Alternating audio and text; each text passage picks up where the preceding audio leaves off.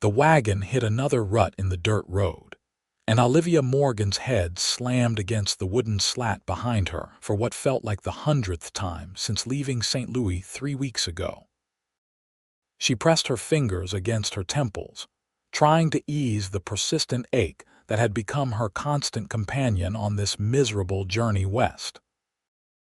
The man who had arranged her passage, a thin lawyer named Henderson with oily hair and a smile that never reached his eyes, had promised her a position as a governess in a respectable household. But when she'd asked for more details before boarding the wagon train, his answers had grown vague, his assurances hollow. "You'll have a roof over your head and meals every day," he'd said, pushing a contract toward her. "That's more than you have now, isn't it?"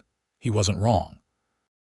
After her parents died of typhoid fever last winter, Olivia had spent 6 months working in a textile factory, her fingers bleeding from the rough fabric, her lungs burning from the lint-filled air. When the factory closed its doors without warning, she'd found herself with no income, no prospects, and a landlady who wanted 3 months of back rent. Henderson's offer had seemed like salvation, even if the details remained frustratingly unclear. Now, as the wagon rumbled through the Oklahoma Territory in the scorching heat of July 1883, Olivia wondered if she'd made a terrible mistake. The landscape had changed dramatically over the past few days. The gentle hills and green farmland of Missouri had given way to endless prairie, waves of golden grass stretching as far as she could see. Occasionally, they passed settlements, rough collections of wooden buildings that looked like they'd been thrown together in a hurry. This was nothing like the neat brick houses and cobblestone streets of St. Louis. "Oklahoma City, 15 minutes," the driver called back to his passengers. Olivia straightened her dress, a faded blue cotton that had once been her Sunday best, and tried to smooth the wrinkles from the fabric. It was hopeless. Everything she owned was packed in a small canvas bag at her feet. 2 other dresses, some undergarments, a hairbrush, and the leather-bound book of poetry her mother had given her on her 16th birthday. She was 20 years old now, and that book was one of the few possessions she still owned from her old life. The wagon crested a hill, and Oklahoma City spread out before them. Olivia had expected something grander, but the town was little more than a collection of wooden buildings clustered around a main street. There was a general store, a bank, what looked like a saloon, and several other structures she couldn't identify from this distance. Dust devils swirled in the street, and even from here, she could see that everything had a coating of that fine red dirt. As they rolled into town, Olivia noticed people stopping to stare. A woman in a calico dress stood on the wooden sidewalk, shading her eyes with her hand. 2 men outside the saloon paused their conversation to watch the wagon pass. It wasn't a welcoming sort of attention. It felt like they were sizing her up, evaluating her worth. The wagon stopped in front of a small office with a sign that read Henderson and Associates, Land and Labor Management. So Henderson had a branch office here. That made sense, she supposed. The driver hopped down and opened the back of the wagon, helping the other passengers disembark first. There were 3 other women, all looking as tired and disheveled as Olivia felt. "Miss Morgan." A man emerged from the office and Olivia's heart sank. He looked like Henderson's twin, right down to the oily hair and false smile. "I'm Gerald Henderson, cousin to Thomas Henderson in St. Louis. Welcome to Oklahoma City. If you'll come inside, we'll get you sorted out." Olivia climbed down from the wagon, her legs unsteady after hours of sitting. She followed Gerald Henderson into the office, which was sparsely furnished with a desk, 2 chairs, and a filing cabinet. The other women were directed to wait outside. "Now then," Gerald said, opening a folder on his desk. Olivia Morgan, age 20, from St. Louis. No living family, no debts except to my cousin for your passage here, which comes to $65 including meals and transport. $65. Olivia's voice came out sharper than she'd intended. Mr. Henderson in St. Louis said it would be 40. Did you read your contract? Gerald asked, that smile still fixed on his face. Olivia had read it, though she'd been rushed and the legal language had been difficult to parse. She'd understood that her wages would go toward repaying her passage until the debt was settled, with a small allowance for personal needs. But she'd thought it would take perhaps 6 months, maybe a year at most. The Caldwell Ranch is about 5 miles south of town, Gerald continued, ignoring her silence. You'll be working as a domestic servant, general housework, cooking, laundry, that sort of thing. Your wages will be $3 a month plus room and board. At that rate, your debt should be paid off in about 2 years, give or take. 2 years.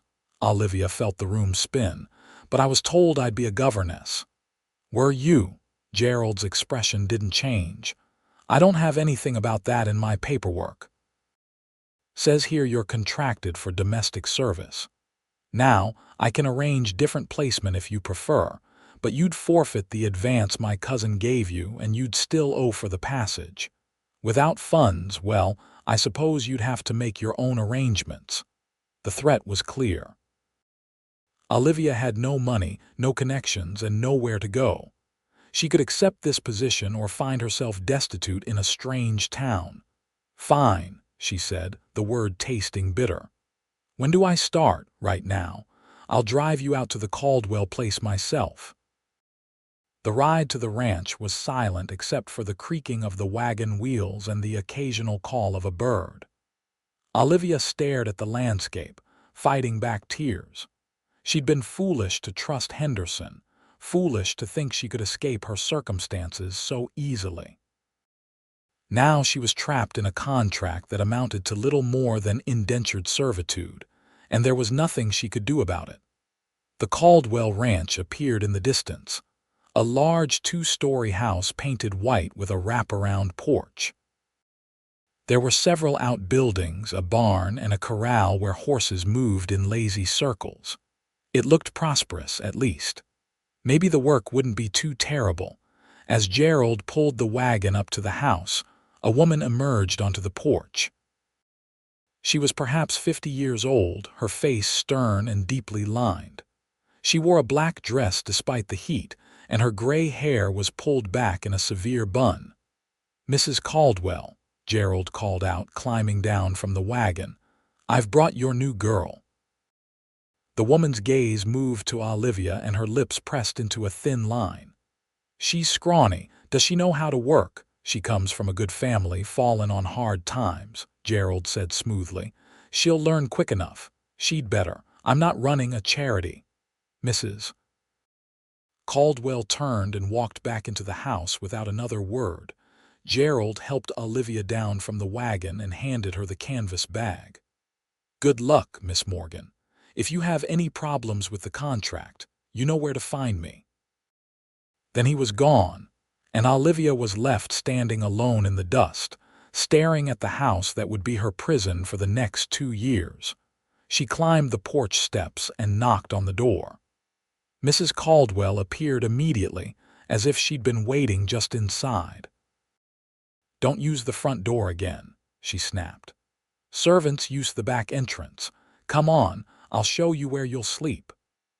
Olivia followed the woman through a well-appointed parlor and into a kitchen that was at least twice the size of the room she'd shared with her parents in St. Louis. Everything was clean but worn, the kind of kitchen that saw heavy use. Mrs. Caldwell led her through a narrow door and down a short hallway to a tiny room that held a cot, a small table, and a hook on the wall for hanging clothes. "You'll wake at 5 to start breakfast," Mrs. Caldwell said. "Mr. Caldwell and the ranch hands eat at 6. Then you'll clean the kitchen, do the laundry on Mondays and Thursdays, clean the house daily, help with cooking all meals, and whatever else I tell you to do. You get Sundays off after breakfast is cleaned up until evening chores. Any questions? Olivia had 1,000 questions, but she knew none of them would be welcome. No, madam. Good. There's a work dress in the chest. Put it on and come help me with dinner. The hands will be coming in soon. The work dress was gray and shapeless, made of rough cotton that scratched against Olivia's skin. She changed quickly and returned to the kitchen, where Mrs. Caldwell set her to peeling potatoes. They worked in silence, the only sounds the scrape of the peeler and the rhythmic thud of Mrs. Caldwell's knife on the cutting board. As the sun began to set, Olivia heard boots on the back porch and male voices. The door swung open and 5 men filed into the kitchen, all dusty and tired-looking. They ranged in age from perhaps 20 to 60, all weathered by sun and wind. "Wash up before you sit," Mrs. Caldwell ordered, and the men obediently moved to the basin by the door. Olivia helped serve the meal, a simple fare of beef, potatoes, and beans with cornbread on the side. The men ate without much conversation, occasionally grunting their approval. Mrs. Caldwell watched everything with sharp eyes, ready to criticize any mistake. It was nearly 9 o'clock by the time the dishes were washed and put away. Olivia's feet ached, and her hands were raw from the lye soap. Mrs. Caldwell finally dismissed her, and she stumbled to her tiny room, barely managing to pull off her shoes before collapsing on the cot. This was her life now. 2 years of this. She pressed her face into the thin pillow and let herself cry, as quietly as she could manage. The next 3 weeks passed in a blur of exhausting work. Olivia woke before dawn every morning, her body protesting as she forced herself out of bed. The work was relentless, and Mrs. Caldwell was never satisfied. The floors weren't clean enough. The bread was too dense. The laundry wasn't white enough. On and on, a constant stream of criticism that wore Olivia down more than the physical labor. The only respite came on Sunday afternoons, when she had a few hours to herself. She usually spent them in her room, reading her book of poetry until the light faded, trying to remember who she'd been before all of this. It was on a Wednesday morning, exactly 3 weeks after her arrival, that everything changed. Olivia was hanging laundry on the line behind the house, the early morning sun already beating down mercilessly, when she heard horses approaching. She glanced toward the sound and saw a group of riders coming up the road. There were perhaps a dozen men, all armed, and they moved with the easy confidence of people who owned the land they rode on. Mrs. Caldwell came out onto the back porch, shading her eyes to see the riders better. Her expression tightened and she called back into the house. "Henry, we've got company." A man emerged from the house, presumably Mr. Caldwell, though Olivia had barely seen him in the 3 weeks she'd been here. He was a large man with a florid face and thinning hair, wearing a suit despite the heat. The riders stopped in front of the house, and one man dismounted. He was tall and lean, probably in his late 20s, with dark hair and eyes that were almost startlingly blue against his tanned skin. He wore work clothes like the other ranch hands, but there was something different about him, a kind of authority in the way he carried himself. "Mr. Caldwell, Mrs. Caldwell," he said, tipping his hat politely. "I'm Russell Oakley. I've been working on the Morrison Ranch to the west, but I'm looking to start my own place now that I've saved enough to buy land. I heard you might have some horses for sale." "Might be," Mr. Caldwell said, his tone cautious. "Depends on what you're offering." "I'd like to see what you've got first, if you don't mind." As the men walked toward the corral, Russell's gaze swept across the property and landed on Olivia. For a moment, their eyes met and something passed between them, something Olivia couldn't name. Then he looked away, following Mr. Caldwell, and Olivia turned back to her laundry with hands that were suddenly unsteady. She forced herself to focus on her work, but she couldn't help stealing glances at the corral where the men were examining horses. Russell moved with easy grace, running his hands along the horses' legs, checking their teeth, clearly knowledgeable about what he was looking at. The negotiations took nearly an hour. Olivia had finished the laundry and started sweeping the back porch when Russell and Mr. Caldwell shook hands, apparently having reached an agreement. Money changed hands, and Russell whistled to several of his men, who began separating 4 horses from the herd. As Russell prepared to leave, his gaze found Olivia again. This time he didn't look away quickly. He studied her for a long moment, his expression thoughtful, and then he walked over to where she stood with the broom. "Excuse me, miss," he said, his voice low and surprisingly gentle. "Do you work here?" "Yes," Olivia said, unsure why he was asking. "Are you family to the Caldwells?" "No, I'm their servant." Something flickered in Russell's eyes, something that might have been anger, though it wasn't directed at her. "I see. And are they treating you well?" It was a strange question, especially from a stranger, but something about Russell's direct gaze made it difficult to lie. "Well enough," Olivia said carefully. "That's not really an answer." Before Olivia could respond, Mrs. Caldwell's sharp voice cut across the yard. "Olivia, get back to work. Stop bothering Mr. Oakley." Russell's jaw tightened, but he tipped his hat to Olivia and walked back to his horse. As he mounted, he glanced back one more time, and Olivia felt that strange connection again, like something inside her was reaching toward him without her permission. Then he was gone, riding away with his men and his new horses, and Olivia was left with the broom and a peculiar ache in her chest. That night, as she lay in her cot trying to sleep, she couldn't stop thinking about Russell Oakley. About the way he'd looked at her, really looked at her, like she was a person rather than just a pair of hands to do work. About the anger in his eyes when she'd said she was a servant. About the way her heart had started racing when he'd spoken to her in that gentle voice. It was foolish, she told herself. He was just a rancher looking to buy horses. She'd probably never see him again. But 2 days later, Russell Oakley rode up to the Caldwell ranch again, this time alone. Olivia was in the kitchen kneading bread when she heard his knock on the front door. "Mrs. Caldwell went to answer it, and Olivia heard the murmur of voices, Mrs. Caldwell's tone turning syrupy in a way Olivia had never heard before. "Mr. Oakley, what a pleasant surprise. What brings you back so soon?" "I was hoping to speak with Mr. Caldwell about purchasing some cattle. I know he's got a good herd and I'm looking to stock my ranch." Of course. Henry's out in the south pasture, but I expect him back within the hour. Would you like to wait? I could have Olivia bring you some coffee." "That would be kind of you, madam." Olivia's hands stilled in the bread dough. Russell was asking for her. No, not for her exactly, but Mrs. Caldwell was sending her to serve him coffee. She quickly wiped her hands on her apron and poured coffee into a cup, her hands trembling slightly. She carried the coffee into the parlor where Russell sat in one of the armchairs, looking uncomfortable with the delicate furniture and lace doilies. He stood when she entered, which surprised her. Men didn't usually stand for servants. "Thank you," he said, taking the coffee from her hands.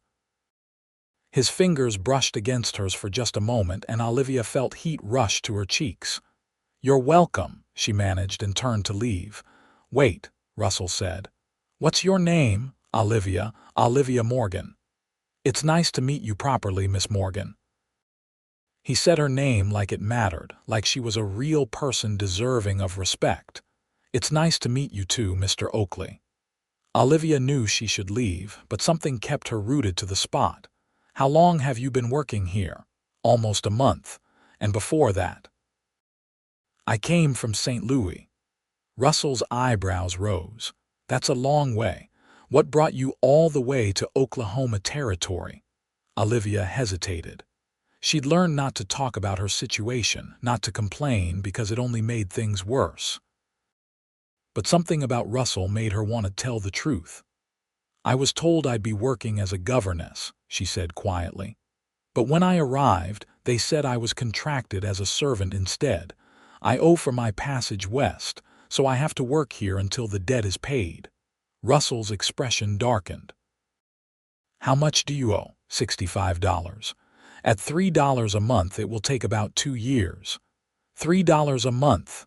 Russell's voice was tight with controlled anger. "That's criminal. The standard wage for domestic help is at least $8 a month more if you're skilled." Olivia felt something crack inside her chest, a dam she'd been holding in place since she arrived. "I didn't know," she whispered. "I had no choice. I had nothing, no money, no family. I thought at least this way I'd have food and shelter." Russell set down his coffee cup and took a step toward her. "Miss Morgan, what they're doing is wrong. Those contracts, they're barely legal, and the way they're treating you is exploitation pure and simple." "What can I do about it?" Olivia asked, and she hated the desperation in her own voice. "I have no money to pay off the debt. I have nowhere to go. I'm trapped." "Maybe not," Russell said slowly, his eyes searching her face. "Miss Morgan, I know this is sudden and you don't know me, but I want to make you an offer. A real offer, not like the false promises that brought you here." Olivia's heart was pounding so hard she could hear it in her ears. "What kind of offer?" "I'm starting a ranch about 10 miles from here. I've got land, cattle, horses, and I'm building a house right now. It's rough living, not easy, but it's honest work and it's a real opportunity. I need help building that ranch into something successful, not a servant, a partner." "A partner?" Olivia couldn't quite believe what she was hearing. "I'll pay off your debt to the Caldwells today, right now. In exchange, you'll come work on my ranch, but not as a servant. As my partner and my wife." The room seemed to tilt. "Your wife?" Russell's cheeks colored slightly, but his gaze remained steady. "I know it sounds crazy. We've barely spoken 2 words to each other. But Miss Morgan, Olivia, I see something in you. Strength, intelligence, courage. The kind of qualities I want in a partner, in someone to build a life with. This territory is hard on people, especially on women alone and men alone. But together, we'd have a real chance at making something good." "You don't know me," Olivia said, but her voice was weak. "I could be lazy or mean or stupid. Are you any of those things? No. Then we're already ahead of most couples who marry for convenience." Russell took another step closer. "I'm not promising you luxury or ease. The house is barely finished. We'll be working from dawn to dusk building this ranch. But I am promising you respect, partnership, and honesty. You'll never be a servant in my home. You'll be my equal, my wife, and if we're lucky, maybe eventually more than just partners in work." "You mean love," Olivia said softly. "I mean love," Russell agreed. "I think it could happen, given time. I felt something when I first saw you, something I've never felt before. Call it instinct or call it foolishness, but I want to take this chance. The question is, do you?" Olivia's mind was racing. This was insane. She'd known this man for less than a week, had spoken to him for perhaps 10 minutes total. Everything rational in her said she should refuse, that this was just another trap, another false promise. But when she looked into Russell's eyes, she didn't see deception. She saw honesty, hope, and something else that made her breath catch in her throat. She saw possibility. "Yes," she heard herself say. "Yes, I'll marry you." Russell's face broke into a smile that transformed him from handsome to breathtaking. "Truly." "Truly," Olivia said, and found herself smiling back. "Though I think we're both a little bit crazy." "Probably," Russell agreed. "But sometimes the best things in life require a little bit of crazy." The sound of the front door opening interrupted them. Mr. Caldwell's heavy footsteps echoed through the house, followed by his booming voice. Martha, whose horse is that out front? Russell straightened his shoulders and walked into the hallway to meet him. Olivia followed, her heart pounding. "Mr. Caldwell," Russell said, "I'm Russell Oakley. We met earlier this week when I bought horses from you." "I remember," Caldwell said, his eyes narrowing. "What brings you back?" "I'm here to discuss Miss Morgan's contract." Caldwell's expression grew wary. "What about it?" "I understand she owes you $65 for her passage and placement. I'd like to pay off that debt and terminate her contract." "Now, why would you want to do that?" Mrs. Caldwell had appeared in the doorway to the kitchen, her face sharp with suspicion. "Because I've asked Miss Morgan to marry me and she's accepted." The silence that followed was profound. Mrs. Caldwell's mouth fell open, then snapped shut. Mr. Caldwell's face turned an alarming shade of red. "That's not possible," Mrs. Caldwell said flatly. "She's under contract. She can't just leave." "Actually, she can," Russell said calmly. "If her debt is paid, the contract is void. I'm prepared to pay you the full amount right now, plus an additional $20 for your inconvenience in finding new help." "It's not about the money," Mr. Caldwell blustered, though his eyes said otherwise. "It's about honoring commitments. The girl agreed to work for us." "The girl was deceived about the nature of her employment and is being paid well below standard wages," Russell said, his voice hardening. "I'm offering you a fair settlement. I suggest you take it." There was steel in Russell's tone, a quiet threat that made even Mr. Caldwell pause. Olivia realized that Russell wasn't just any ranch hand looking to start out. He had money, authority, and the kind of confidence that came from knowing his place in the world. $85, Mr. Caldwell said finally. "Take it or leave it. 75, and I'll buy 10 head of cattle from you next month." Mr. Caldwell considered this, his small eyes calculating. "Done." Russell pulled out a leather wallet and counted out the money. Olivia watched in a daze as her freedom was purchased right there in the hallway. It seemed impossible that her life could change so dramatically in a matter of minutes. "Miss Morgan will need time to gather her things," Russell said. "She can go right now for all I care," Mrs. Caldwell snapped. "Ungrateful girl. We gave her a position, a home, and this is how she repays us." Olivia wanted to argue, to point out that they'd exploited her and lied to her, but Russell caught her eye and gave a small shake of his head. There was no point in arguing. She was free, and that was all that mattered. She went to her tiny room and gathered her few possessions. It took less than 5 minutes to pack everything she owned into her canvas bag. When she returned to the hallway, Russell was waiting for her, his face carefully neutral. "Ready?" he asked. "Ready," Olivia confirmed. They walked out together, and Russell helped her up onto his horse before mounting behind her. His arm came around her waist to hold the reins, and Olivia was acutely aware of his warmth at her back, the strength of his body supporting hers. As they rode away from the Caldwell ranch, Olivia didn't look back. She kept her eyes forward, on the horizon where the sun was beginning its descent, painting the sky in shades of orange and gold. "You all right?" Russell asked quietly. "I think so," Olivia said. "It's all happening so fast." "I'm not sure it's real." "It's real," Russell assured her. "I promise you that. And I promise you something else, Olivia. You'll never regret this decision. I'll spend every day making sure you don't." "That's a big promise." "I'm a man who keeps his promises."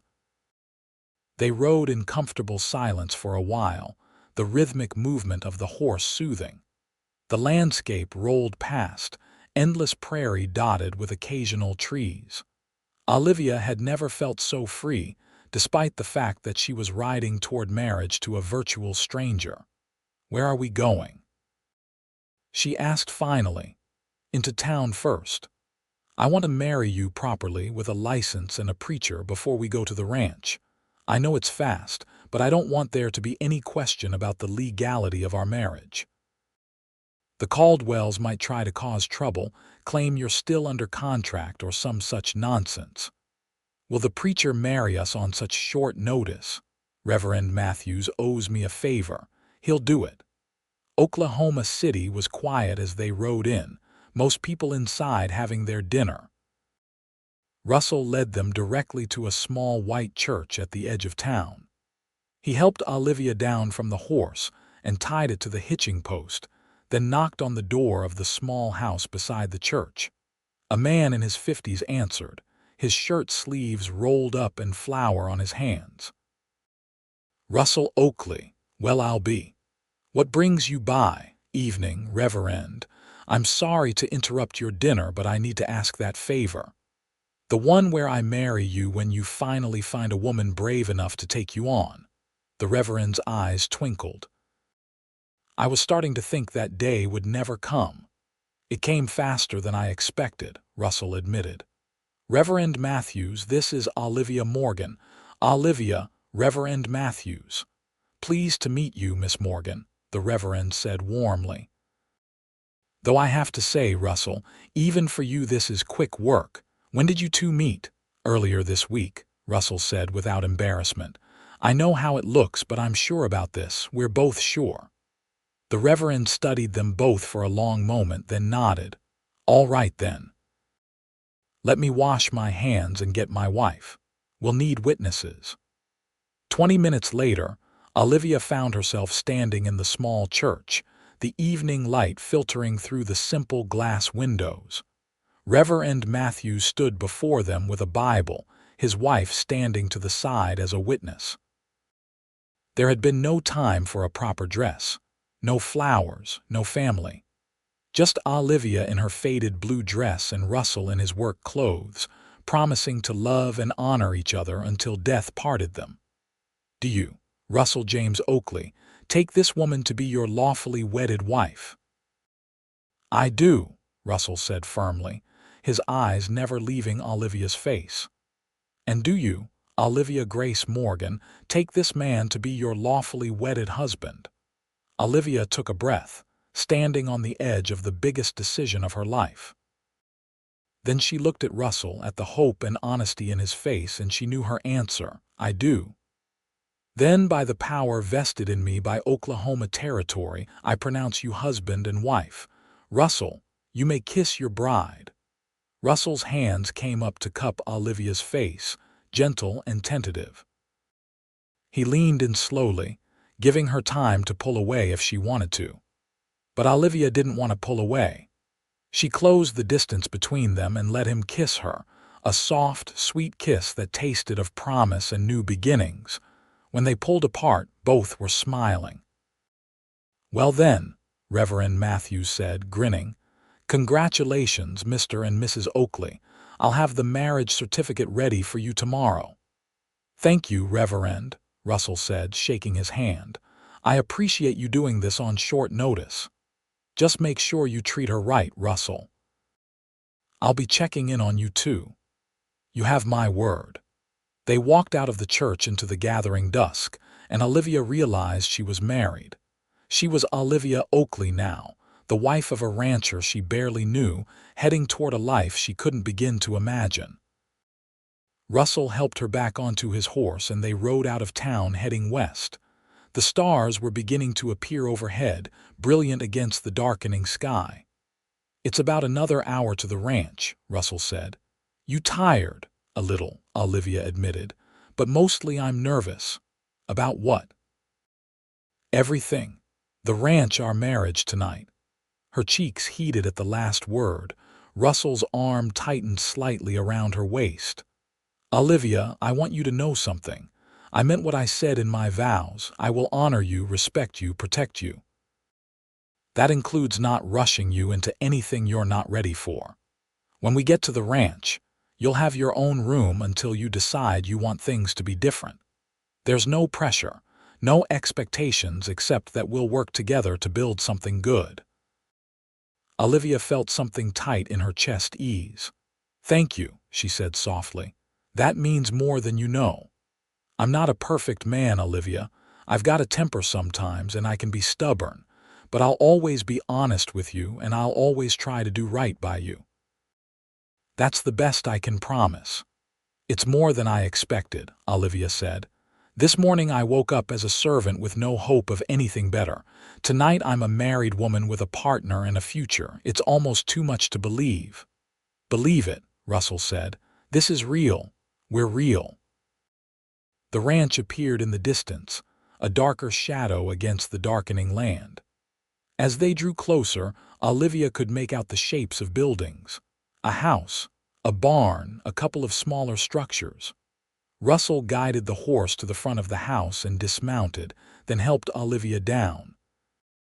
It's not much yet, he said, a note of apology in his voice. But it's solid and it's ours. He lit a lantern that hung by the door, and Olivia got her first real look at her new home. The house was simple, a single-story wooden structure with a porch across the front. But even in the dim light, she could see that it was well built, with straight walls and a solid roof. Russell opened the door and led her inside. The lantern light revealed a main room with a stone fireplace, a rough wooden table with 2 chairs, and a kitchen area with a cast iron stove.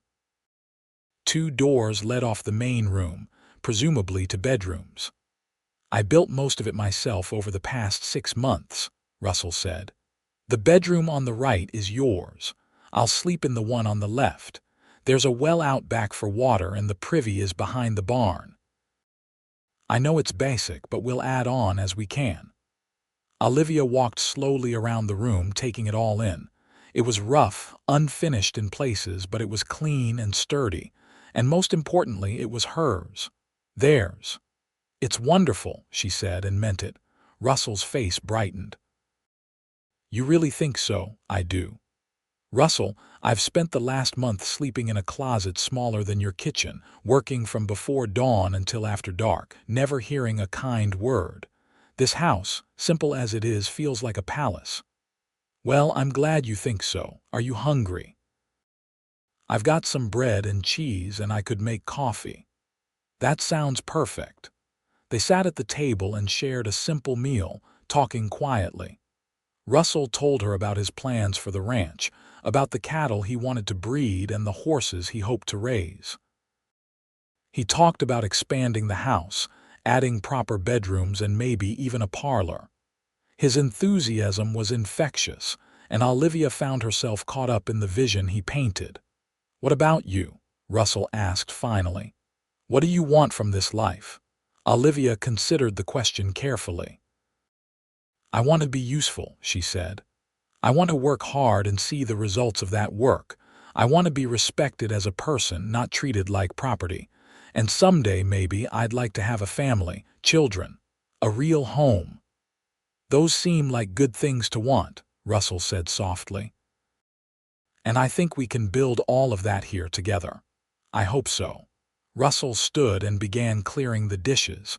You must be exhausted. Let me show you your room. He led her to the door on the right and opened it. The room was small but comfortable, with a real bed, a dresser, and a window that looked out over the prairie. Clean linens were folded at the foot of the bed. I'll let you get settled, Russell said. If you need anything, just call out. I'm a light sleeper. Russell, Olivia said, and he turned back. Thank you. For today, for all of this. For seeing me as more than just a servant. Olivia, you were never just a servant. You're a remarkable woman who deserved better than what the Caldwells were giving you. I'm just glad I was in the right place at the right time to offer you something different. He left, closing the door gently behind him, and Olivia was alone. She sat on the edge of the bed, testing the mattress. It was filled with straw and corn husks, not as soft as the feather bed she'd slept in as a child, but infinitely better than the thin cot at the Caldwells. She changed into her nightgown and slipped between the clean sheets, staring up at the ceiling.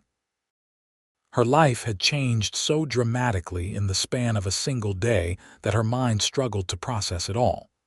This morning she'd been Olivia Morgan, an exploited servant with no hope and no future. Tonight she was Olivia Oakley, a wife and a partner in a new ranch. She thought about Russell, about the gentle way he'd touched her face before their kiss, about the respect in his voice when he'd promised not to rush her. He was a good man, she thought. An honest man. Maybe this crazy decision wouldn't be a mistake after all. Maybe, against all odds, it would be the best decision she'd ever made. Olivia woke to the sound of someone moving around in the main room. For a moment she was disoriented, unsure where she was. Then memory flooded back and she sat up quickly. She was at Russell's ranch. She was married. Pale gray light filtered through the window. Dawn was just breaking. Olivia dressed quickly in one of her simple dresses and ventured out of her room. Russell was at the stove, cooking something that smelled wonderful. He turned when he heard her door open and smiled. "Morning." "I hope I didn't wake you." "No, I'm used to waking early." Olivia moved closer, curious. "What are you making?" "Just bacon and eggs. Nothing fancy, but it'll fill us up for the morning's work." He paused. "I should tell you, I'm not expecting you to do all the cooking and cleaning like you did at the Caldwells. We'll share the work here. I can cook well enough to keep us fed, and I don't mind doing my share of the housework." "I don't mind cooking," Olivia said. "I actually enjoy it when I'm not being criticized for every little thing. Then we'll work it out together. Maybe you cook and I'll handle the dishes. We'll figure out what makes sense." They ate breakfast together, and Russell explained the day's plans. He needed to check on the cattle in the north pasture, mend some fence, and work on finishing the interior of the barn. Olivia could help with whatever she felt comfortable doing, or she could spend the day settling into the house and making it her own. "I'd like to help with the ranch work," Olivia said. "If that's all right, I want to learn." Russell's smile was warm with approval. "I'd like that. Let's start with checking the cattle. I can teach you what to look for."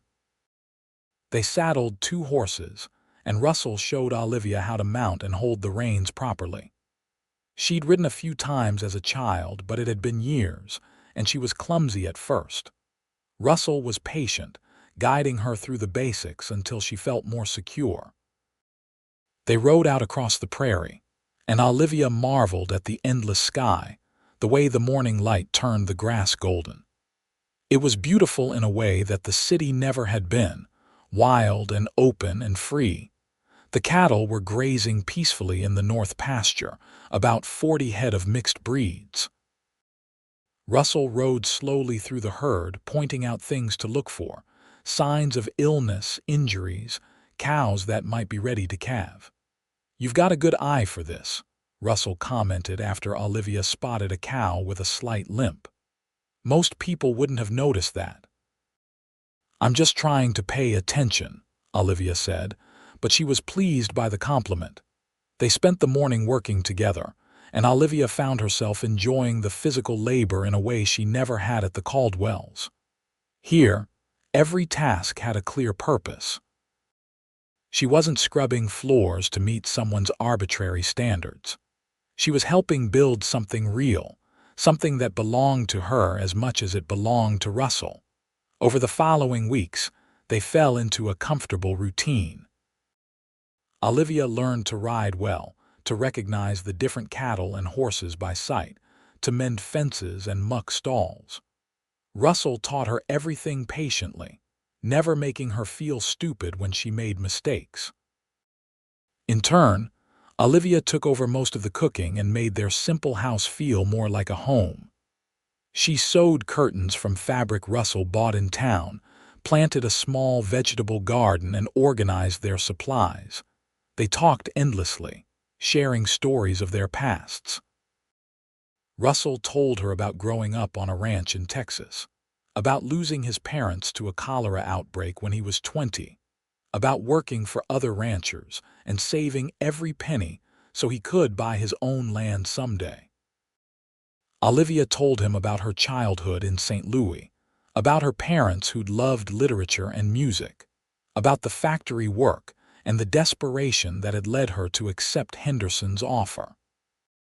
I wish I'd met you before all that, Russell said one evening as they sat on the porch watching the sunset. I wish you'd never had to go through any of it. If I hadn't, I wouldn't be here now, Olivia pointed out. I'd probably be married to some merchant's son in St. Louis, living a respectable life and never knowing what I was missing. You think you'd have been unhappy? I think I'd have been bored, Olivia said honestly. And I never would have known what it felt like to be really free, to work hard and see the direct results of that work. I never would have met you. Russell reached over and took her hand, his calloused fingers intertwining with hers. It was the most intimate gesture they'd shared since their wedding kiss, and Olivia's heart raced. I'm glad you're here, Russell said quietly. I know we married for practical reasons, but Olivia, you've become more than just a partner to me. You've become my best friend. I look forward to seeing you every morning, to working beside you, to talking with you at night. I didn't expect that. Neither did I, Olivia admitted. But I feel the same way. They sat in comfortable silence, hands clasped, watching the sky turn from gold to pink to deep purple. Olivia felt something shift between them, something deepening and growing into something more than friendship. That night, as Olivia prepared for bed, she found herself hesitating at her bedroom door. She thought about Russell in the next room, about the growing feelings between them, about the fact that they were married but still living like polite strangers. She took a deep breath and knocked softly on his door. "Come in," Russell called. She opened the door to find him sitting on the edge of his bed, pulling off his boots. He looked up in surprise when he saw her. "Is everything all right?" "Everything's fine," Olivia said. "I just wanted to talk to you about something." "Of course. Sit down." Russell gestured to the chair in the corner. Olivia sat, trying to find the right words. "Russell, we've been married for almost 2 months now." "I know. Has it been that long already?" "And I think, that is, I feel like we've gotten to know each other pretty well. We work together well and we're friends." "I'd say we are," Russell agreed, though he looked confused about where this was going. Olivia took another breath. "What I'm trying to say is, I don't think I need my own room anymore. If you don't want me to, that is. I mean, we're married, and I think I'm ready for this to be a real marriage in every way." Understanding dawned in Russell's eyes, followed by something that made Olivia's pulse quicken. "Are you sure?" he asked. "I don't want you to feel pressured." "I'm sure," Olivia said. "I care about you, Russell, more than I thought possible in such a short time, and I want us to truly be husband and wife." Russell stood and crossed the room to her, kneeling so they were at eye level. "Olivia, I've been falling in love with you since the day I met you. I didn't want to push you, didn't want you to feel obligated, but I've been hoping you might feel the same way." "I do," Olivia whispered. "I think I'm falling in love with you too." Russell leaned in and kissed her, and this kiss was different from their wedding kiss. This was deeper, more passionate, full of all the feelings they'd been holding back. Olivia's arms came up around his neck, and she let herself sink into the kiss, into the feeling of being wanted and cherished. When they finally pulled apart, both were breathing hard. "Stay with me tonight," Russell said. "Let me show you how much you mean to me." "Yes," Olivia said simply. That night their marriage became real in every sense. Russell was gentle and patient, taking his time to make sure Olivia felt safe and loved. It was Olivia's first time, and while there was some awkwardness and discomfort, there was also tenderness and growing passion. Russell held her afterward, his arms wrapped around her as if she was something precious. "I love you," he whispered into her hair. "I know it's fast, but I love you, Olivia." "I love you too," Olivia whispered back, and knew it was true. From that night on, they shared a bed and a room. Olivia moved her few possessions into Russell's larger bedroom, and they transformed the smaller room into a storage area. Their relationship deepened, moving from friendship and partnership into genuine love. The ranch continued to grow. Russell bought more cattle, and Olivia proved to have a knack for managing the finances, keeping careful records of expenses and income. She suggested improvements that Russell implemented, and together they made decisions about the future of the ranch. In October, about 4 months after their wedding, Olivia realized she'd missed her monthly courses. At first, she thought it was just stress or the hard physical work, but when she missed a second month and started feeling queasy in the mornings, she knew. She waited until she was certain before telling Russell. One evening in early November, as they sat by the fire after dinner, she took his hand and placed it on her still flat stomach. "Russell, I'm pregnant." His eyes went wide, and for a moment he was speechless. Then a smile broke across his face, brighter than the sun. "Truly. We're going to have a baby. In late spring, I think, maybe June." Russell pulled her into his arms, holding her tight. "This is the best news. Olivia, you've made me the happiest man alive. You're not worried about bringing a baby into this rough life." "I'm terrified," Russell admitted. "But I'm also excited. We'll figure it out together, just like we've figured out everything else." The winter passed slowly. They made preparations for the baby, with Russell building a cradle from smooth pine wood and Olivia sewing tiny clothes. The ranch work continued, though Russell insisted on doing the heavier tasks himself now that Olivia was pregnant. "I'm pregnant, not fragile," Olivia protested when Russell tried to prevent her from carrying a bucket of water. "I know, but humor me," Russell said. "Let me take care of you." "You're carrying our child." Olivia rolled her eyes but let him have his way.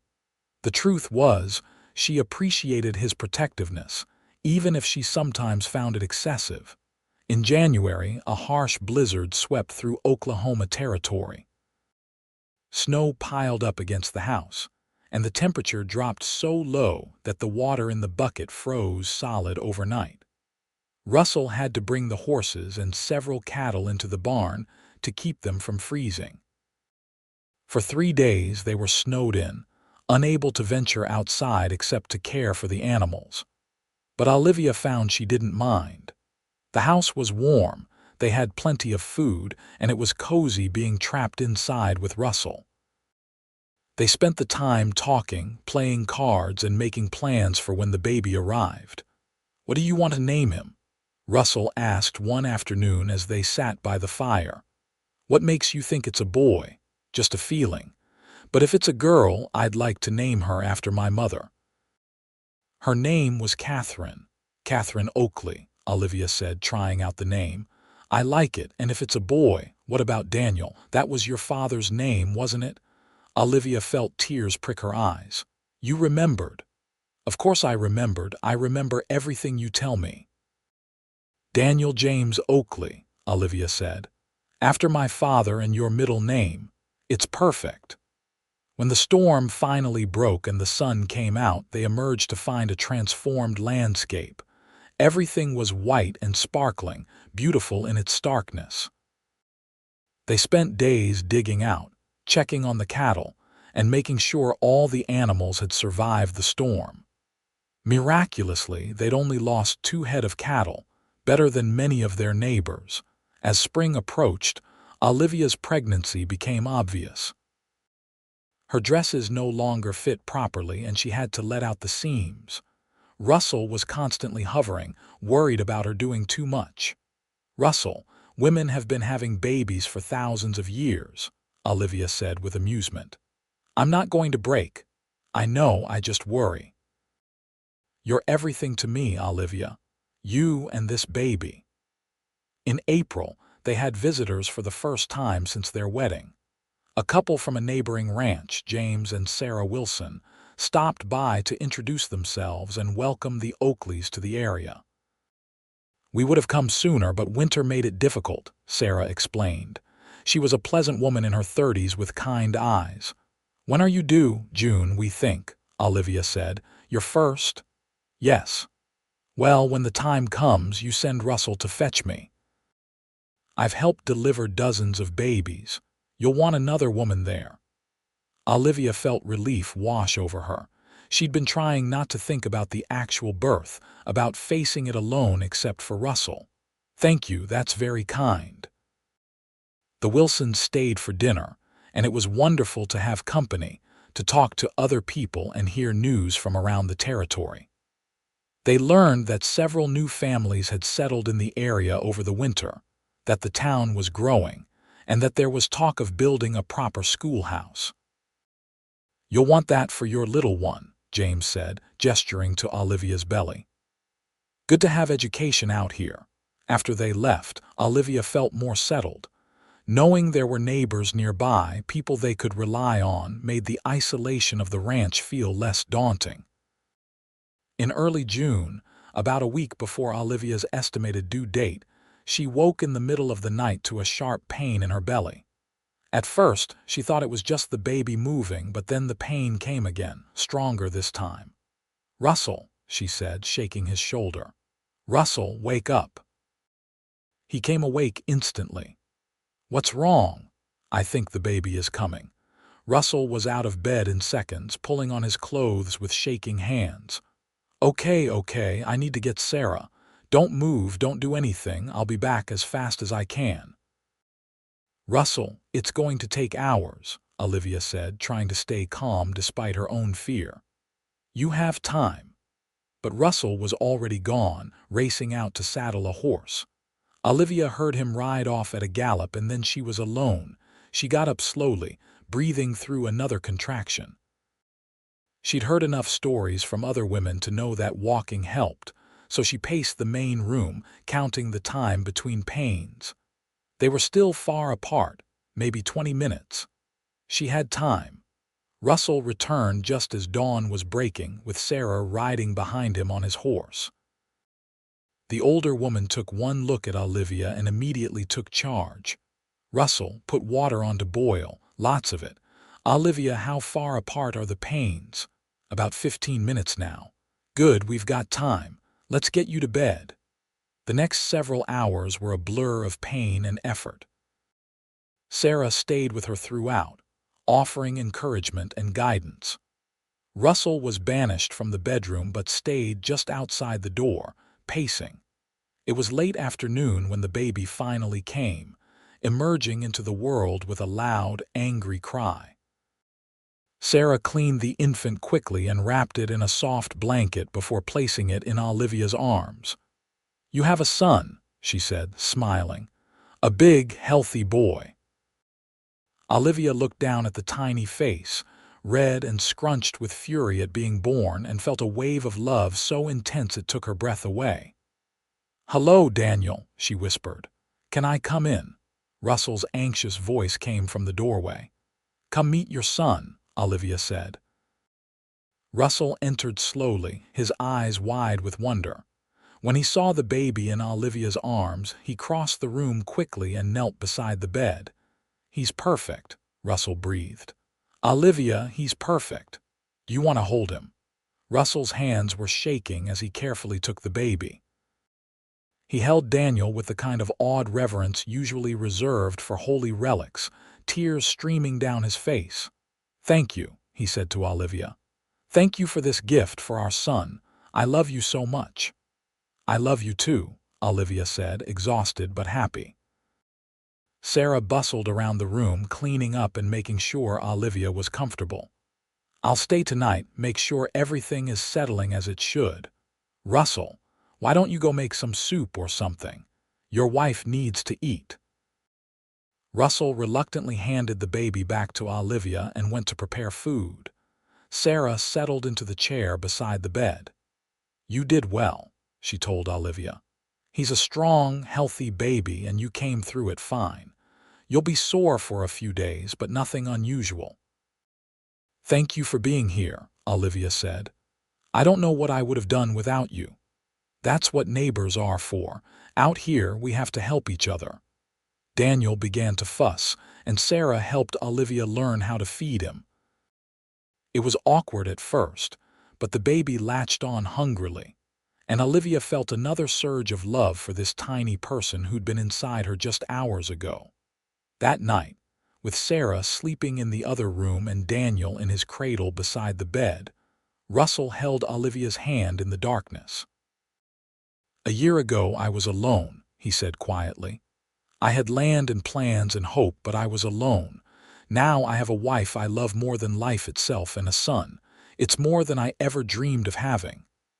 "I know what you mean," Olivia said. "A year ago I was in a factory, dying a little bit every day. Now I'm here with you and Daniel, and I'm happier than I knew was possible." "We're going to give him a good life," Russell said. "All the opportunities we can manage. Education, security, love." "He already has love," Olivia said, squeezing Russell's hand. "More than enough." The first few months with a new baby were exhausting but joyful. Daniel was a good baby, healthy and growing fast. Russell was a devoted father, happy to walk the floor with Daniel when he was fussy, to change him and rock him and sing off key lullabies. The ranch continued to thrive.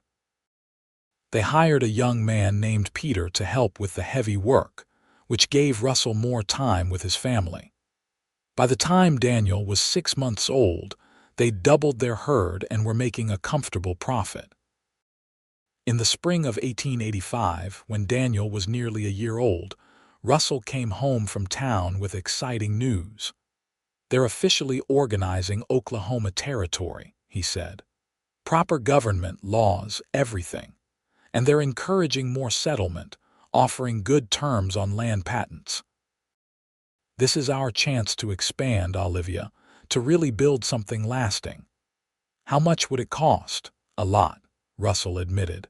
"We'd need to use most of our savings. But if we can claim the land that borders our current property, we'd have twice the grazing area.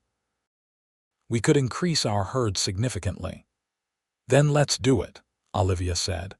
"I trust your judgment and I believe in what we're building here."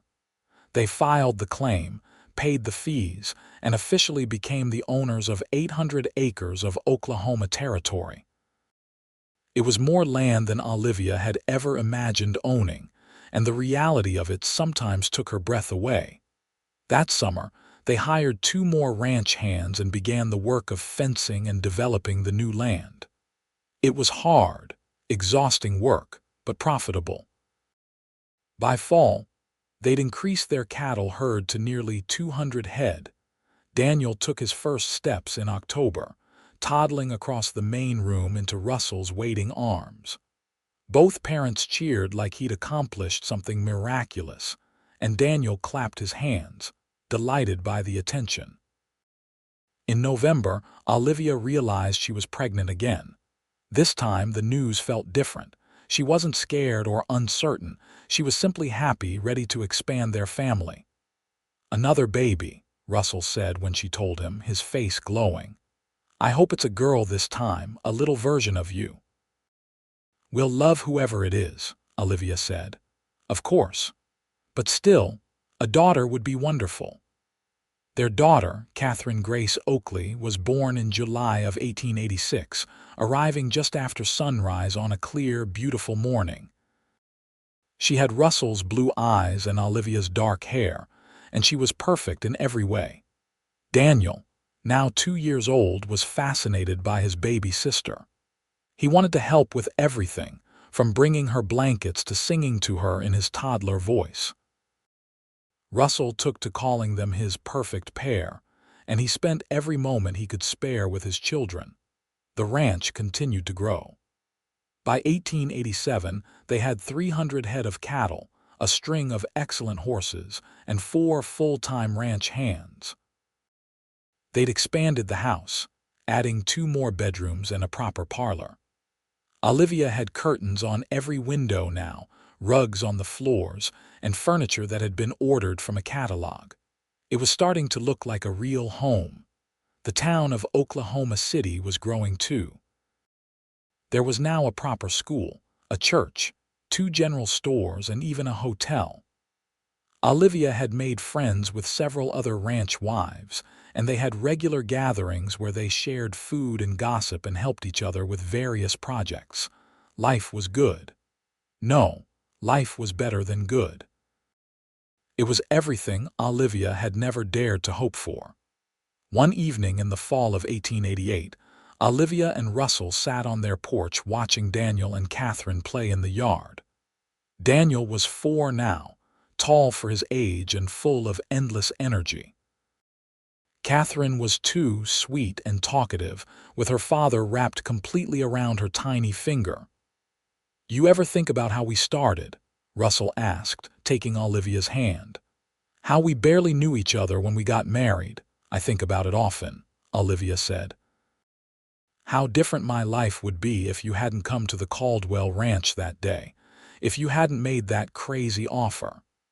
"It didn't feel crazy," Russell said. "It felt right. From the moment I saw you, something told me you were important. That if I let you slip away, I'd regret it for the rest of my life." "I'm glad you listened to that something," Olivia said softly. "Because this life we've built, this family, it's more than I ever dreamed of having. I was told I'd work as a servant, that I'd spend years paying off a debt, trapped and exploited. But you offered me partnership, equality, love. You gave me everything." "You gave me everything too," Russell said. "A home, a family, a reason to build something worth having. I love you more today than I did when we married, and I suspect I'll love you more tomorrow than I do today. That's how it works, isn't it? Love just keeps growing." "I hope so," Olivia said, "because I never want to stop feeling this way about you." Russell leaned over and kissed her, soft and sweet. In the yard, Daniel made gagging noises at his parents' display of affection, and Catherine giggled. They pulled apart, laughing. "Come here, you two," Russell called, and both children came running. He scooped them up, one in each arm, and pulled Olivia close with the children between them. "This is my whole world right here," he said. "Everything I need." Olivia looked at her family, at the house they'd built, at the land stretching out around them, and felt a deep sense of peace. She'd come to Oklahoma Territory as a frightened, exploited young woman with no prospects and no hope. She'd been expecting servitude and hardship. Instead, she'd found love, partnership, and a life beyond anything she'd imagined. She'd found Russell, who'd seen her as an equal from the very beginning, who'd offered her not just survival but true partnership, who'd promised she'd be his partner and wife, and who'd kept that promise every single day since. The years continued to pass, each one bringing new challenges and new joys. In 1889, Oklahoma Territory opened to general settlement in what became known as the Land Run, and suddenly, their quiet area was filled with new neighbors. The town grew rapidly, transforming from a rough frontier settlement into a proper community. Daniel started school in 1890, riding into town each morning on his pony, and coming home full of stories about his lessons and his friends. He was bright and curious, always asking questions about how things worked. Russell taught him everything about ranching, and Daniel soaked it all in, clearly destined to follow in his father's footsteps. Catherine was different. She loved the ranch and the animals, but she was more interested in books and drawing. Olivia encouraged both children in their interests, making sure they had the education and opportunities to pursue their passions. In 1891, Olivia discovered she was pregnant again. This pregnancy was harder than the first two, and she spent the last few months resting more than she wanted. But in March of 1892, she delivered a healthy baby boy they named Samuel Russell Oakley. Samuel was a happy, easy baby who rarely fussed. Daniel and Catherine doted on their little brother, and Russell joked that Samuel had 3 parents instead of 2, with how much his older siblings helped care for him. The ranch continued to prosper. They now had nearly 500 head of cattle and had begun breeding horses seriously, developing a reputation for quality stock. Russell had become respected in the community, and people came to him for advice on ranching matters. Olivia managed the business side of things, keeping meticulous records and making smart investments with their profits. In 1895, they made the decision to expand the house again. With 3 children growing fast, they needed more space. They added a second story with 4 bedrooms, a proper study, and even a small library. Olivia filled the shelves with books, determined that her children would have access to knowledge and literature. Daniel was 11 now, tall and strong, already doing a man's work on the ranch. Catherine was 9, sweet and artistic, always drawing pictures of the animals and the landscape. Samuel was 3, a whirlwind of energy who wanted to do everything his older siblings did. One evening, as Olivia tucked Samuel into bed, he looked up at her with Russell's blue eyes and asked, "Mama, will I have a ranch someday too?" "Would you like to have a ranch?" Olivia asked. "Yes, just like Papa, with cows and horses and everything." "Then you probably will," Olivia said, smoothing his dark hair back from his forehead. "Your Papa and I are building this ranch for you and Daniel and Catherine. Someday it will be yours to run however you want." "Really, really. Now go to sleep. Morning comes early." Olivia left his room and found Russell in their bedroom, reading by lamplight. He looked up when she entered and smiled. All tucked in, Olivia confirmed. She sat on the edge of the bed and began unbinding her hair. Russell watched her, his expression soft with love. "You know what I was thinking today," he said. "What's that?" "It's been 12 years since we got married. 12 years since I made that crazy offer and you were brave enough to accept." "Best decision I ever made," Olivia said.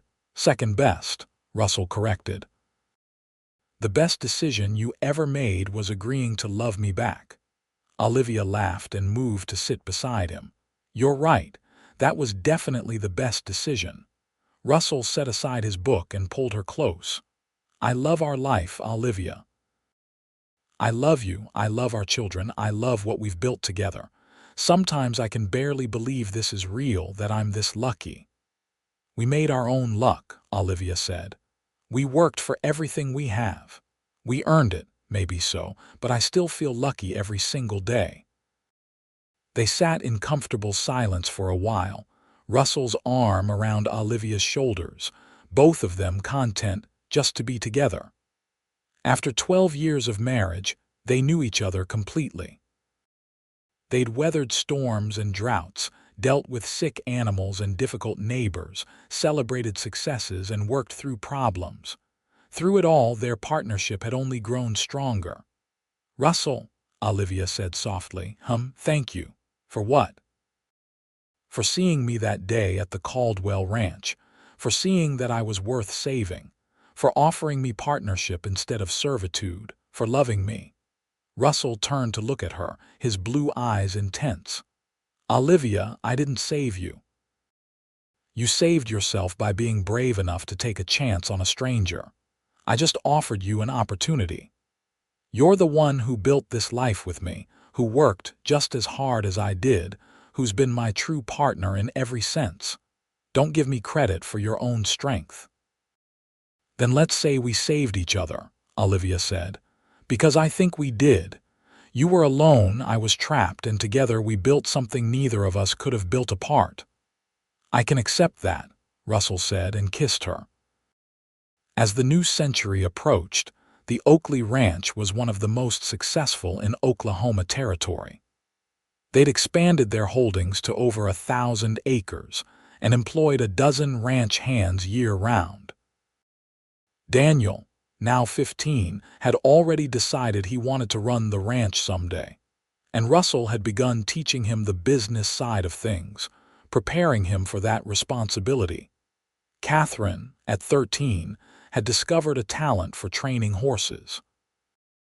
She had a way with the animals that amazed everyone, and Russell had given her charge of the breaking and training program. She was quietly becoming known as one of the best horse trainers in the territory. Samuel, at 7, was still figuring out what he wanted to be. He loved the ranch, but also loved books and learning. Russell and Olivia encouraged him to explore all his interests, determined that each of their children would have the chance to follow their own path. In the spring of 1900, the Oakleys received an invitation to a celebration in Oklahoma City, marking the new century. It was to be a grand affair, with people coming from all over the territory. Russell wasn't much for fancy parties, but Olivia convinced him it would be good for the children to see how the town had grown and to be part of something historic. They dressed in their best clothes and rode into town as a family. Oklahoma City was almost unrecognizable from the rough frontier town Olivia had first seen 17 years earlier. There were brick buildings now, paved streets, electric lights in some areas, and even talk of bringing in a railroad. The celebration was held in the new town hall, and it seemed like everyone in the territory was there. Olivia saw many familiar faces, friends she'd made over the years. Sarah Wilson was there with her family, and the two women embraced warmly. "Look at your children," Sarah said admiringly. "All grown up and beautiful. You and Russell have done well for yourselves." "We've been blessed," Olivia agreed. "And lucky." "Luck has nothing to do with it," Sarah said firmly. "You two worked harder than anyone I know. You earned everything you have." As the evening progressed, there were speeches about the growth of Oklahoma Territory and hopes for the future. The territorial governor spoke about the possibility of statehood in the coming years. Russell stood with Olivia, his arm around her waist, both of them imagining what the future might hold. "Can you believe we're still here?" Russell murmured in her ear. "Still together, still happy, still building our life." "I can believe it," Olivia said, "because we made it happen. We chose this life, and we chose each other, and we've chosen to keep choosing each other every day since." "And I'll keep choosing you," Russell said, "for as long as I live." "And I'll keep choosing you," Olivia echoed. They stayed at the celebration until late, dancing and talking and celebrating the new century with their community. As they rode home under a sky full of stars, with their children drowsy in the wagon bed behind them, Olivia reflected on how far she'd come. She'd arrived in Oklahoma Territory as Olivia Morgan, a frightened young woman who'd been deceived and exploited, expecting nothing but servitude and hardship. She'd been told she'd work as a servant for years to pay off a debt, with no hope of anything better. But Russell Oakley had seen her, really seen her, and had offered her something completely different. He'd said, "You'll be my partner and wife," and he'd meant it. He'd given her equality, respect, love, and partnership. Together, they'd built not just a successful ranch but a real life, a real family, a real home. The years continued to pass peacefully. In 1907, Oklahoma Territory officially became a state, and the Oakleys celebrated with their neighbors and friends. Daniel was 23 now, officially managing the ranch alongside Russell. He'd married a sweet young woman named Elizabeth, and they were expecting their first child, which would make Olivia and Russell grandparents. Catherine, at 21, had opened her own horse training business on a portion of the ranch land.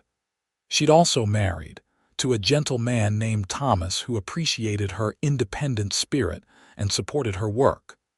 They had a small daughter named Rose who was the light of everyone's life. Samuel, at 15, had decided he wanted to be a doctor. Russell and Olivia had enrolled him in a preparatory school in Oklahoma City, and he came home on weekends full of enthusiasm for his studies. It was different from the life they'd imagined for him, but they were proud of his ambition and determination. In the summer of 1908, on their 25th wedding anniversary, Russell planned a surprise for Olivia.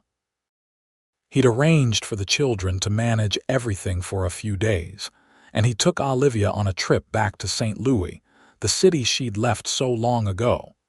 The city had changed dramatically, grown even larger and more bustling. But some things were the same.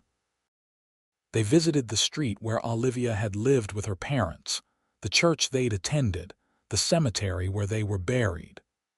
Olivia placed flowers on their graves and told them about her life, about Russell and their children, about the happiness she'd found. "I think they'd be proud of you," Russell said, standing beside her with his hand on her shoulder. "I hope so," Olivia said. "I hope they can see that I didn't just survive, I thrived. I built a good life." They also made a point of visiting Henderson and Associates, the office that had arranged Olivia's passage west all those years ago. The business was still there, though Thomas Henderson had died years earlier. Gerald Henderson, now gray-haired and stooped, was still running the operation. Russell had no patience for pleasantries. He walked directly up to Henderson's desk and said, "My name is Russell Oakley. 25 years ago, your organization deceived my wife about the nature of her employment and charged her an exorbitant sum for passage. I want you to know that despite your exploitation, she's built a wonderful life, and I want you to stop doing this to other vulnerable women." Henderson's face flushed. "I don't know what you're talking about. We're a legitimate labor placement agency." "You're exploiters and liars," Russell said flatly. "And I've brought documentation of my wife's case to the State Labor Board. They'll be investigating your practices." It wasn't much, Olivia knew. One complaint wouldn't shut down the business. But maybe it would help someone. Maybe it would prevent another young woman from being deceived and exploited the way she had been. As they left the office, Olivia took Russell's hand and squeezed it. "Thank you for that. I wanted to do it 25 years ago," Russell admitted. "But we had more important things to focus on, like building our life." Still, it felt good to finally say something. They spent a few more days in St. Louis, seeing the sights and enjoying being alone together without the responsibilities of the ranch. But both were eager to return home, to their children and grandchildren, to the land they'd built their life on. On the train ride back to Oklahoma, Olivia leaned against Russell's shoulder and said, "Do you ever regret it? Marrying a stranger, taking on someone else's problems?" "Not for 1 second," Russell said without hesitation. "Olivia, you were never someone else's problems. You were an opportunity, a gift, the best thing that ever happened to me. I'd make the same choice 1,000 times over, even knowing how stubborn I can be. How particular I am about organizing things.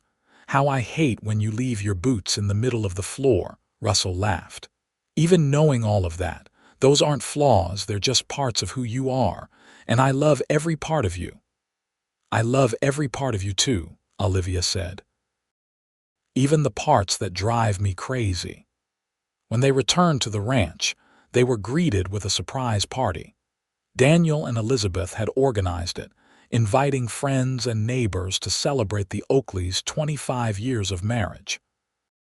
The house was decorated, there was food and music, and everyone wanted to toast the couple who'd built one of the most successful ranches in the state. "To Russell and Olivia," Daniel said, raising his glass. "My parents have shown me what marriage should be.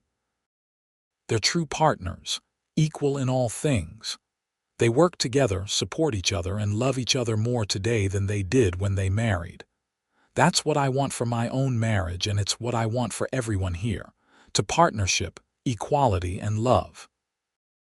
"To partnership, equality, and love," everyone echoed. Russell pulled Olivia close and kissed her, not caring that everyone was watching. When they pulled apart, both were smiling. 25 years down," Russell said. "At least 25 more to go." "At least," Olivia agreed. And indeed, they had many more years together. They watched their children thrive and have children of their own. They saw Samuel graduate from medical school and open a practice in Oklahoma City. They celebrated as their ranch continued to grow and prosper, becoming one of the most respected operations in the state. They grew old together, Russell's dark hair turning gray and then white, Olivia's face gaining lines that spoke of years of laughter and sunshine. But their love never diminished. If anything, it grew stronger with each passing year, deepening into something profound and unshakable. On their 50th wedding anniversary in 1933, surrounded by their children, grandchildren, and even a few great-grandchildren, Russell raised a glass and made a toast. 50 years ago, I met a young woman at the Caldwell Ranch. She'd been told she'd work as a servant, trapped in a contract that would have stolen years of her life. But I saw something in her, something special, so I made her an offer. I said she'd be my partner and wife, and she was brave enough to say yes. He looked at Olivia, his eyes still that startling blue despite his years. Olivia, you've been my partner in every sense of the word. You've worked beside me, supported me, challenged me, and loved me for 50 years. You've given me children and grandchildren and great-grandchildren. You've helped me build not just a ranch but a legacy. You're the best decision I ever made, and I love you more today than I did on that first day. Olivia's eyes were damp with tears as she stood and took Russell's hand. Russell, you gave me freedom when I had none. You gave me respect when I was treated as less than human. You gave me love when I'd lost hope of ever finding it. You've been my partner, my best friend, and the love of my life. These 50 years have been the greatest gift. They kissed, and everyone cheered. It was a perfect moment, a culmination of a lifetime spent building something beautiful together. Russell lived to be 83 years old, and Olivia was 82 when he passed peacefully in his sleep in the winter of 1941. She held his hand as he took his last breath, grateful that they'd had so many years together, grateful for every moment they'd shared. She lived another 5 years after Russell, surrounded by their children and grandchildren, still active in managing the ranch that had been their life's work. When she passed away in the spring of 1946, also peacefully in her sleep, she was buried beside Russell on a hill overlooking the ranch they'd built together. Their descendants continued to run the Oakley Ranch for generations, always remembering the story of how it began. Of how Russell Oakley had seen a young woman being exploited and had offered her partnership instead of servitude. Of how Olivia Morgan had been brave enough to take a chance on a stranger and build a life beyond anything she'd imagined. It was a love story that had started with a simple choice, with one man's offer and one woman's courage. But it had grown into something remarkable, a partnership that had lasted a lifetime and created a legacy that would endure for generations. She was told she'd work as a servant. The cowboy said, "You'll be my partner and wife." And together they built a life worth living, a love worth celebrating, and a story worth remembering. It was a testament to the power of seeing someone's true worth, of offering respect and equality, and of building something together as true partners in every sense of the word. The ranch they built stood for over 100 years, a monument to their love and their partnership. And the story of Russell and Olivia Oakley was passed down through their family, a reminder that sometimes the best things in life come from taking chances, from being brave enough to say yes to possibility, and from treating each other with the respect and love that everyone deserves. Their love had transformed 2 lives and created countless others. It was a love that had built not just a ranch but a family, a legacy, and a story that would never be forgotten. And it all started with a choice, a promise, and the courage to believe in something better.